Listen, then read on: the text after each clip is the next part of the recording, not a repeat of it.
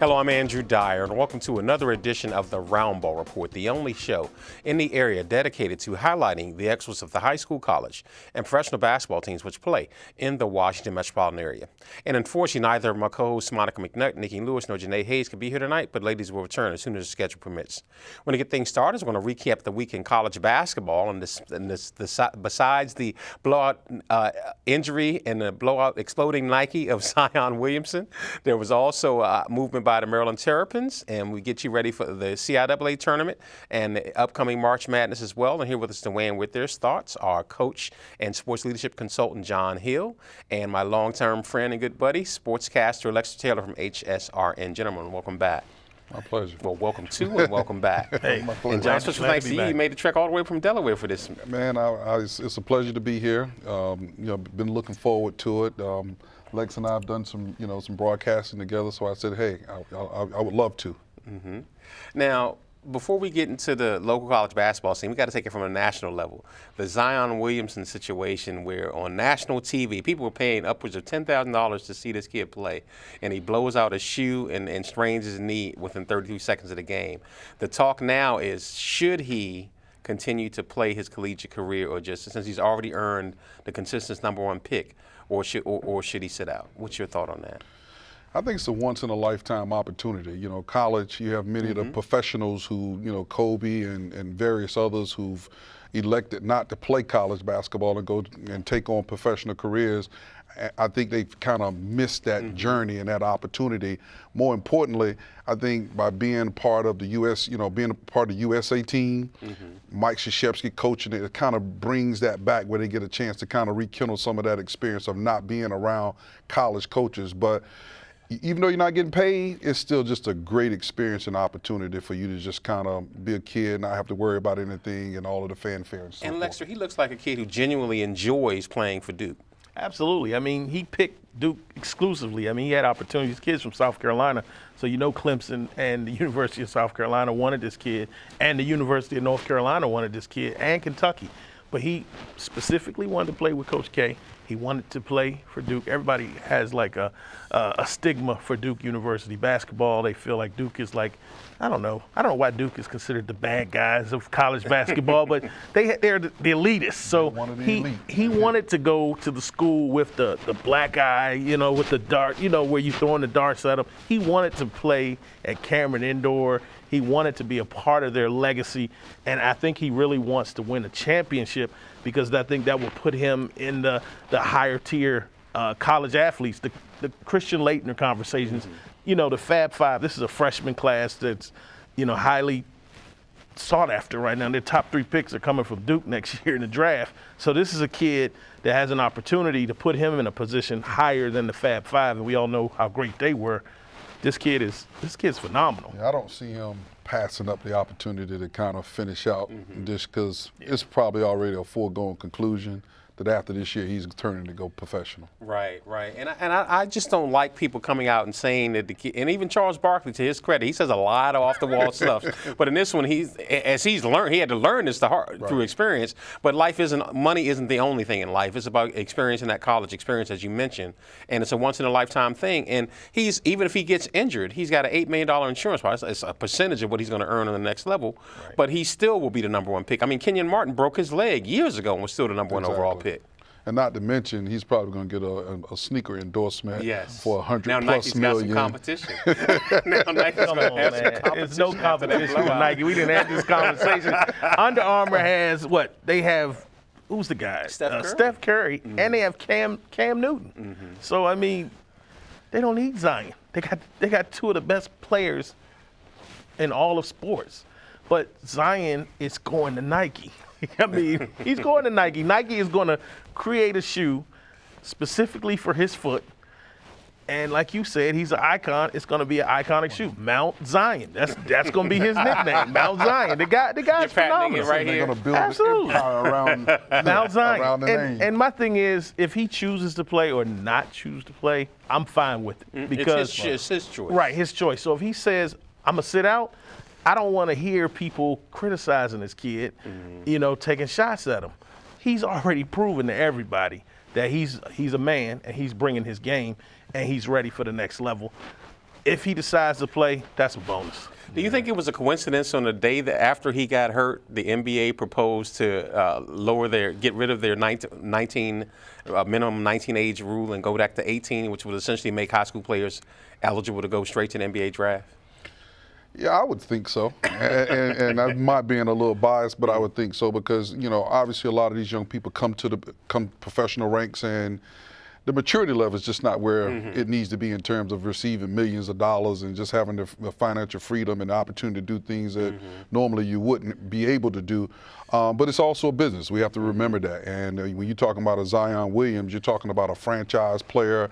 You're talking about an apparel icon they're going to be making not only sneakers, but apparel. You're going to build a financial empire around this young man. And that's why when you leave college, going into the professions, they're willing to give you $100+ million contract before you even step foot on the court to play your first professional game. Very true. Right. Very true. I mean, what can you say? No pun intended with the step foot, right? Listen, he won't be the first. He won't be the last to lose a shoe. We've seen it before. And a guy like Zion, I mean, I'm just disappointed because as a Carolina fan, you didn't get to see Zion play Carolina. And I think that's in the back of his head because I think he does want to play Carolina. Right. And there could be some opportunities. They're playing in next weekend, I think is the last game between those two, and then possibly in the ACC tournament. Right. So I expect Zion to come back probably in the ACC tournament. It's good that you mentioned that because I'm a big Carolina fan as well. And, Carolina kind of handled them pretty well, but you really can't enjoy the win. Williamson. Right. Yeah. You can't really appreciate the win. Absolutely. Because the best player in the country didn't play. Yep. So I'm hoping that, that the injury is not as severe as it actually looked when it happened, and that he's able to make it back and possibly play in the next contest and definitely in the ACC tournament. And to piggyback off of what you were saying about the age restrictions, I think the NBA looked at the fact that ticket was $10,000, and they're like, well, maybe we need to bring that revenue back to us. That's right. Because that's ridiculous that you're going to pay $10,000 to see some college kids play. That's insane. So I'm saying, man, Mr. Zion, and not just Zion, Barrett is a baller as well. I mean, we kind of, I think he's overshadowed because of Zion, but Barrett can ball too. He was actually the number 1 rated player coming in. Yes, he was. Zion he's just a freak. Like a combination of LeBron and Barkley, I think. Yeah. So we'll see, man. And he has the Carolina roots. He's from Kinston. Okay. Oh my God. They got a list of guys, Jerry Stackhouse and a guy like Brandon Ingram, who went to Duke instead of going to Carolina. So in Zion's decision to select Duke, he wants to play Carolina. So that's got to happen. So I expect him back for the ACC tournament. Okay. Now moving it on to the local college basketball scene, University of Maryland got a young, talented ball club. They had a big victory at Iowa, and they held on against Ohio State. And they are poised to be in a top 4 seed heading into the Big Ten tournament, which would give them a double bye. So I think Mark Turgeon doesn't get a lot of credit for his coaching, but he's really done a good job, in my opinion, fostering this young team and as they've evolved and developed over the year. I don't think the coaches in this area get enough credit. I think there are a lot of good coaches, and they've done a tremendous job with the programs. But Maryland definitely will be a team to watch in the March Madness in a couple of weeks, as well as Georgetown. I saw Coach, what's his name, Ewing now? Coach Ewing. I saw Coach Ewing a few weeks ago, and I did the Howard game. I was very impressed with Georgetown's team. I'm really hoping, I know they're on the bubble right now, but I'm really hoping that Maryland and Georgetown can both be in the tournament, play each other. Would be beautiful for this local area. Yeah, Maryland's definitely sitting in a good position. I think right now they're sitting at about 21-7, and they're probably 2 games out of first to second place. And you still have probably about a good 2 weeks of basketball to be played, and they're going to end up playing some of the teams that's going to help them decide whether or not they're going to move up a couple of slots or pretty much stay packed where they are. But if they were to enter the March Madness tournament today, they would probably be a 5th seed, somewhere around a 5th seed, and you got to love your chances when you're sitting kind of in the middle of a bracket. Yeah. What's your thoughts about Bruno Fernando? I mean, he's a kid who came back and is really put this year to work. But they're still saying he's projected as the 30th overall pick. But they're just not valuing traditional big men like they used to. Man, let me tell you something. The big man position has completely changed. If you can't shoot from the perimeter, they're not even looking at you, which I think is absurd. Because when I look at Embiid, as talented as he is, and the fact that he can shoot perimeter shots as well as Cousins, Boogie Cousins, I hate to see guys that are over 6'10", 6'11", big guys like that. I mean, they're big girth guys. I hate to see them shooting threes. These guys can destroy people in the paint, but they prefer sitting on the perimeter, hitting those shots. And a guy like that, if you're not working on your outside shot or even a mid-range shot, they're gonna eat you up in the league. That's just kind of the evolution of the game now. You know, it really kind of has more of a international flavor to it now, where finesse is what sell tickets.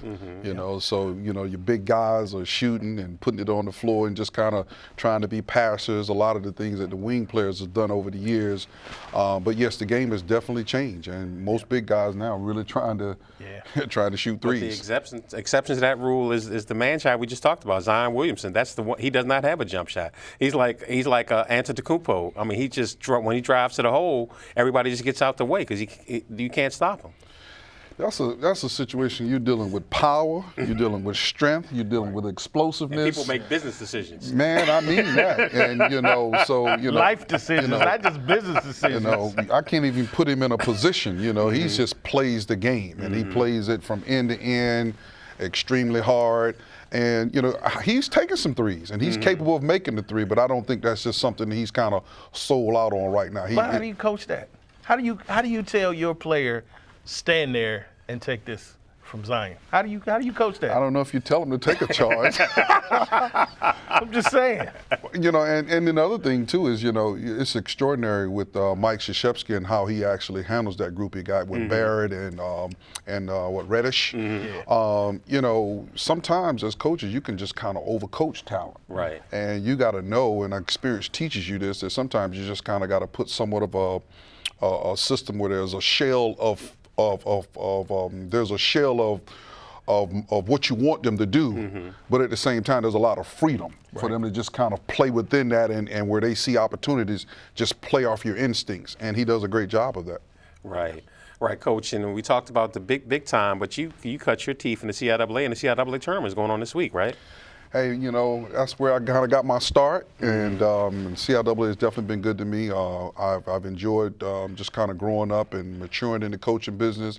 But yes, the CIAA definitely is getting started this week. They have a play-in game tonight, and they'll be rolling along for the rest of the week. I'm also a big fan of Coach Darrell Brooks over at Bowie State. We've had some big-time rivalries. I spent some time over at Lincoln University. Actually, Lincoln University came into the CIAA as one of the last members, and it was the furthest school to the north, Bowie and Lincoln. And by virtue of them being the two schools furthest north, we began to create a rivalry during my time at Lincoln. And I've got a great deal of admiration and respect for Coach Brooks. I think they finished this year third in the North, and they're going to end up playing Wednesday night against Fayetteville State, who finished sixth in the South. So who's always tough. Fayetteville State's always tough, and they bring a nice crowd when they show up. The alums come out for sure.